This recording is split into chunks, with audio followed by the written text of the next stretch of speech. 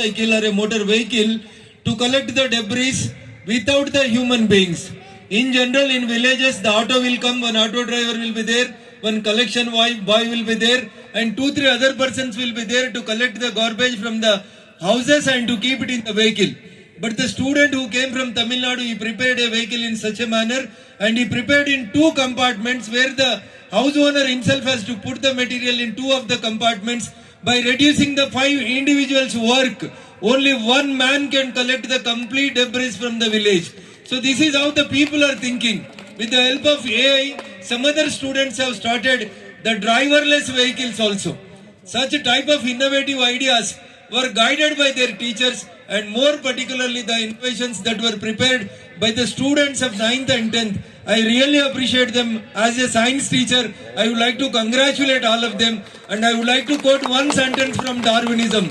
What Darwin says is, struggle for existence and survival of the fittest. If you do the struggle for your existence, then you will become the bright students of the society, and you will bring the name and fame to the country, that is Vikasit Bharat 2047, whatever the goal is fixed by our Honorable Prime Minister for the year of 2047. I hope that you all will become the future citizens and future scientists of this country. In developing the nation, your innovative ideas will definitely help, because other students, 2 students have developed another plant, water treatment plant, sewage water treatment plant.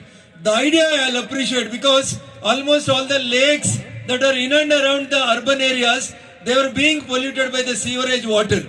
A student has prepared a sewerage instrument where from the sewerage water what is the TDS, and at the end what is the TDS, and how to decrease the TDS from 37,000 to 700. They prepared such type of things. These are the real innovations.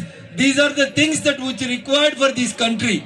I really appreciate the teachers also, because under their dynamic leadership and guidance only, the students were in successful situation to prepare such type of future generation requirements with the help of AI also. As the time is running out and you have to travel for